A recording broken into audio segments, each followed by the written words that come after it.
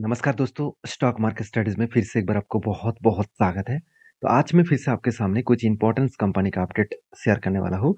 तो वीडियो को पूरा लास्ट तक देखिएगा और अभी तक अपने चैनल को सब्सक्राइब नहीं किया तो ज़रूर कर लीजिएगा। कंटिन्यूअसली इन्फॉर्मेशन और अपडेट्स पाने के लिए इसी चैनल के ऊपर बने रहिएगा। तो चलो देख लेते हैं कौन-सा कंपनी है इस वीडियो के अंदर। फर्स्ट जो कंपनी है जिसके बारे में चर्चा करूँ, उसका नाम है इंडिगो पेंट्स लिमिटेड। देखिए इंडिगो पेंट्स लिमिटेड के बारे में बात करूँ, तो बहुत सारे दोस्त ने मुझे कमेंट्स किया, "सर इंडिगो पेंट्स लगातार गिरते चले जा रहा है। कंपनी लगातार गिरते चले जा रहा है, तो इस सिचुएशन में कंपनी के ऊपर क्या करना चाहिए?" देखिए क्या करना चाहिए इसका डिसीज़न मैं आपको नहीं दे पाऊँगा। मैं कुछ पॉइंट्स मैं आपके साथ शेयर करूँगा, उस पॉइंट को देखकर आपको एक इन्फॉर्मेशन मिलेगा कि इस कंपनी में कितना दम है आगे बढ़ने का। क्या इस यहाँ से और भी गिरने का चांसेस रहेगा? देखिए, सबसे पहले मैं कंपनीज़ के परफॉर्मेंस के बारे में बात करूँ, तो आप देखेंगे तो कंपनी की जो कैपेक्स है, वो इस कैपेक्स के बारे में बात करूँ तो कंपनी इस बार जो 2022 में जो इसका कैपेक्स था 120 करोड़, वो कैपेक्स बढ़ के हो चुके हैं 100 अ, और ऑलमोस्ट 200 करोड़ के आसपास आप बोल सकते हैं। तो हर साल में खुद के जो कैपेक्स है, वो इंडिगो पेंट बढ़ाते चले जा रहे हैं। मतलब बिज़नेस के ऊपर एक अच्छा खासा इन्वेस्टमेंट कंपनी के ऊपर किया जा रहा है। और सबसे बड़ी बात है, इस कंपनी के ऊपर जो परफॉर्मेंस है, उस परफॉर्मेंस को देखेंगे तो आरओई एंड आरओसी दोनों ही आपको 15% के ऊपर एवरेज आपको देखने को मिलेगा। और दूसरी बात, डेप्थ ऑफ इक्विटी के बारे में बात करूँ, तो कंपनी का डेप्थ एकदम ज़ीरो के आसपास है।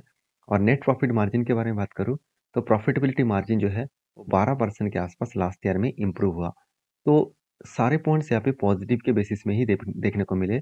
और रही बात इस कंपनी का बिज़नेस का, तो टोटल डोमेस्टिक मार्केट में इंडिया में ही 99% बिज़नेस कर रहा है।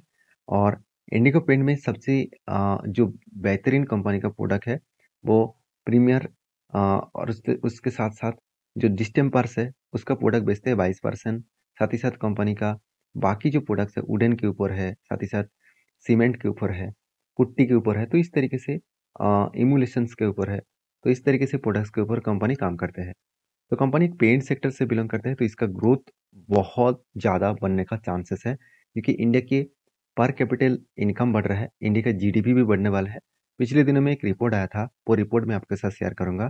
देखिए ये बात मेरे खुद के नहीं है, आप खुद ही इस डेटा को देख लीजिए। यहाँ पे क्या बताया गया, Indian equity market cap to hit 10 trillion by 2030। अभी कितना है, $3 ट्रिलियन है। $3 ट्रिलियन है। और जो बनने वाला है $10 ट्रिलियन। और वो भी कोई ऐसे वैसे को मतलब फार्म ने नहीं कहा। जेफरीज जो मतलब वर्ल्ड के सबसे बड़े एक इंस्टीट्यूशन कहा जाता है, तो जेफरीज ने खुद बताया कि इंडिया 2030 में 10 ट्रिलियन बनेगा।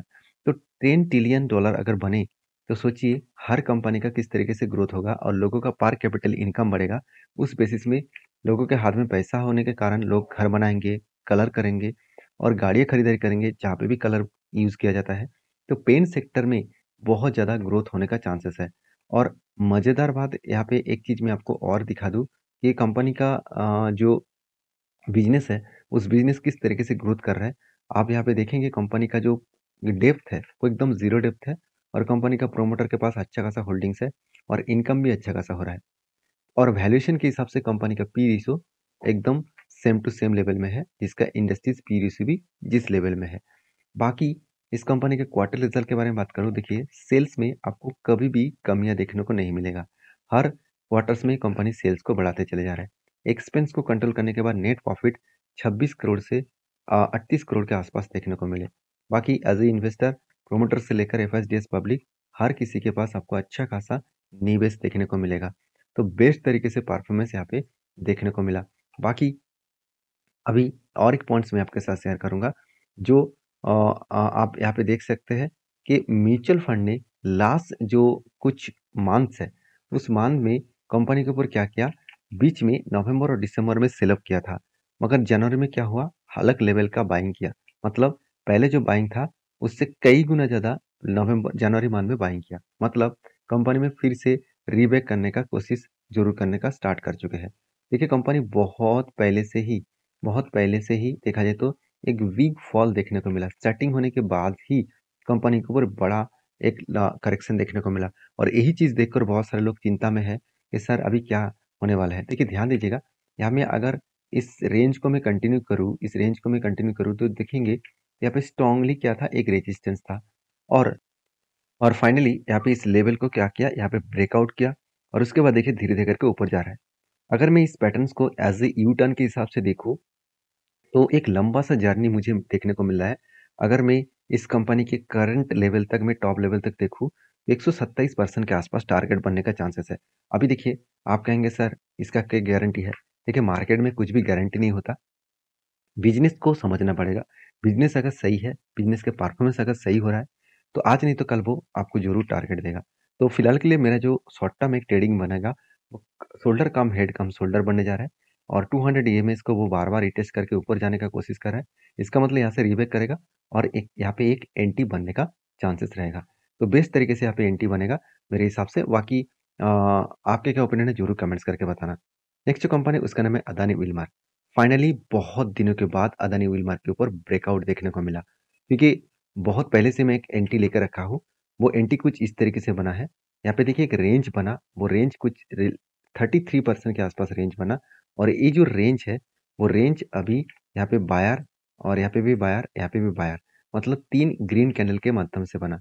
तो अगर कंटिन्यूअसली ग्रीन कैंडल बने तो उसको मार्किंग कर लेना, नीचे लेवल को और टॉप लेवल को। तो दोनों लेवल को यहाँ पे मार्किंग कर लेना। उसके बाद जब भी नीचे टच करे तो उसके उस जगह पे एंट्री होगा और उसके बाद देखिए धीरे-धीरे करके वो ऊपर जाने का कोशिश करेंगे और यहाँ पे ब्रेकआउट भी हुआ। जिस तरीके से हाई वॉल्यूम के साथ ब्रेकआउट हुआ है, मेरे हिसाब से यहाँ पे टारगेट होने का बहुत चांसेस रहेंगे। तो जो मेरा एंट्री लेवल है, पिछले दिनों में मैंने एंट्री लिया था, उस एंट्री के बेसिस में कंपनी के ऊपर एक अच्छा खासा टारगेट मिलने का चांसेस है। बाकी इस टारगेट अगर कंप्लीट करे तो 33% के आसपास टारगेट मिलने का चांसेस रहेगा। तो कंपनीज़ के ऊपर परफॉर्मेंस के बारे में बात करूँ तो कंपनी जो लॉस लॉस कर रहा था 2 क्वार्टर्स में, इस बार कंपनी फिर से प्रॉफ़िट को कंटिन्यू किया और जिसके चलते फिर से कंपनी रीबैक कर रहा है। क्योंकि लास्ट 2 क्वार्टर्स में कंपनी के ऊपर लॉस हुआ था। लॉस सिर्फ़ कंपनी के एक्सपेंस ज़्यादा होने के कारण हुआ, क्योंकि गवर्नमेंट ने कंपनीज़ को बताया कि एडिबल ऑयल जिसका प्राइस हाई प्राइस हो गया था, उसको कम करने के लिए। तो देखिए कॉस्टिंग बढ़ गया और कंपनी का प्राइसिंग सेलिंग प्राइसिंग अगर कम किया जाए तो कंपनी का प्रॉफिट में ऑब्वियसली प्रॉफिट नहीं होगा, उल्टा लॉसेस होगा। तो यही चीज़ यहाँ पे देखने को मिला। बाकी इस कंपनी के सारे पॉइंट्स आपको ठीक-ठाक ही दिखेगा। तो एज़ ए इन्वेस्टर इस कंपनी के ऊपर म्यूचुअल फंड और देखा जाए तो एफएस के पास उतने ज़्यादा होल्डिंग्स नहीं है, क्योंकि प्रोमोटर पूरा का पूरा माल उठा के रखे हैं 87%। तो जब प्रोमोटर माल बेचेंगे तो उसका फ़ायदा इंस्टीट्यूशन ज़रूर उठाएँगे। तो बाकी आपकी इस कंपनी के ऊपर क्या राय है, ज़रूर कमेंट्स करना। नेक्स्ट जो कंपनी उसका नाम है वरुण बेवरेजेस लिमिटेड। इस कंपनी के बारे में जितना बात कहूँ उतना ही कम है। कंटिन्यूअसली देखिए कंपनी के ऊपर मैंने आपको एक रेंज बना के दिया था। यहाँ पे एक रेंज क्रिएट हुआ, उसके बाद ब्रेकआउट हुआ, उसके बाद ऊपर जा रहा है। और मैंने आपको ये बताया कि जब इस रेंज को रीटेस्ट करेगा, मतलब ऊपर जाने के बाद रीटेस्ट करेगा, उसके बाद कोई ग्रीन कैंडल दिखे, तब मैं एंट्री लेने वाला हूँ। और मेरा टारगेट यहाँ पे जो रेंज है, इसका 1:2 रेशियो रहेगा, 1:3 रेशियो रह सकते हो सकता है। तो अभी तक तो वो रिटेस्ट नहीं किया, वो लगातार ऊपर चला जा रहा है, तो इसलिए मैंने कोई एंट्री नहीं लिया। ऑब्वियसली एक रेंज बना था, रेंज को ब्रेकआउट करने के बाद ही एंट्री लेना चाहिए था, मगर यहाँ पे पैटर्न से क्रिएट हुआ था कफ, उसके बाद एक हैंडल भी पैटर्न होता, तो भी मैं एंट्री लेता। तो थोड़ा-सा मैं इंतज़ार कर रहा हूँ। मुझे लग रहा है कि आज नहीं तो कल वो एक बार रिटेस्ट ज़रूर करने के लिए आएगा और रिटेस्ट करने के बाद ज़रूर मैं इसके ऊपर एंट्री लेने वाला हूँ। तो लगातार कंपनी भाग क्यों रहा है? क्योंकि कंपनी इसके ऊपर जो क्वार्टर रिजल्ट है, इस बार भी हाईएस्ट सेल्स देखने को मिला है पिछले सालों की तुलना से। हाँ, कंपनी के साल भर की अच्छा खासा सेल्स आया, प्रॉफिट भी अच्छा खासा आया। तो यहाँ पे बहुत सारे लोग क्वेश्चन कर बैठेंगे, सर क्वार्टर्स को तो बीट नहीं कर पाए। पिछले क्वार्टर में 500 करोड़ का प्रॉफिट था और इस बार सिर्फ 140 करोड़ के आसपास, 45 करोड़ के आसपास प्रॉफिट क्यों हुआ? तो देखिए, कंपनी के दिसंबर क्वार्टर में, हर दिसंबर क्वार्टर में कंपनी का सेल्स खराब होता है और इसीलिए कंपनी का प्रॉफिट मार्जिन भी कम हो जाते हैं। मैं पहले भी आपको डिस्कशन कर चुका हूँ कि इसका ज़्यादा से ज़्यादा प्रोडक्ट जो है, वो कोल्ड ड्रिंक्स है और कोल्ड ड्रिंक्स प्रोडक्ट्स मतलब सर्दी के मौसम में उतना ज़्यादा बेचा नहीं जाता है। तो इसलिए कंपनी का प्रॉफिट मार्जिन में नेगेटिविटी देखने को मिला। बाकी इस कंपनी के ऊपर सबसे जो इम्पोर्टेंस पॉइंट है कंपनी का मार्केट शेयर आप देखेंगे, तो देखेंगे तो पेप्सी का जो प्रोडक्ट है, वो मोरक्को में कंपनी 10% मार्केट शेयर लेकर रखा है और नेपाल में 45% और नॉर्थ ईस्ट में कंपनी का 40% और साउथ एंड वेस्ट में 25%। तो बिजनेस किस तरीके से ग्रोथ कर आप देख सकते हैं। अलग जगह पे एक हाईएस्ट कंपनी का मार्केट शेयर लेके रखा है और हाईएस्ट यहाँ पे कंपनी का ग्रोथ भी देखने को मिला है। तो मेरे हिसाब से बेस्ट तरीके से यहाँ पे परफॉर्मेंस देखने को मिले। बाकी इस कंपनी के ऊपर आपके क्या ओपिनियन है, जरूर मुझे कमेंट्स करके बताना। नेक्स्ट जो कंपनी है उसके बारे में चर्चा करूँ, उसका नाम है फीएम इंडस्ट्रीज लिमिटेड। तो फीएम इंडस्ट्रीज लिमिटेड के बारे में बात करूँ तो इस कंपनी की जो चार्ट है वो आप देखेंगे तो 1 साल पहले 1400 के आसपास था और आज छ मतलब 2500 के आसपास देखने को मिला। तो इस लंबा जर्नी होने के बाद कंपनी ने एक डिसीजन लिया, कंपनी बोनस देने वाले हैं। एक के बदले कंपनी 1 शेयर आपको बोनस दिया 28 ऑफ फरवरी में। तो ये था कुछ कंपनीज का अपडेट। वीडियो में अगर जानकारी अच्छा मिले तो प्लीज़ लाइक करना और इसी तरीके से क्वालिटी कंटेंट पाने के लिए चैनल को जरूर सब्सक्राइब करना। मिलते हैं नेक्स्ट वीडियो में, तब तक के लिए धन्यवाद।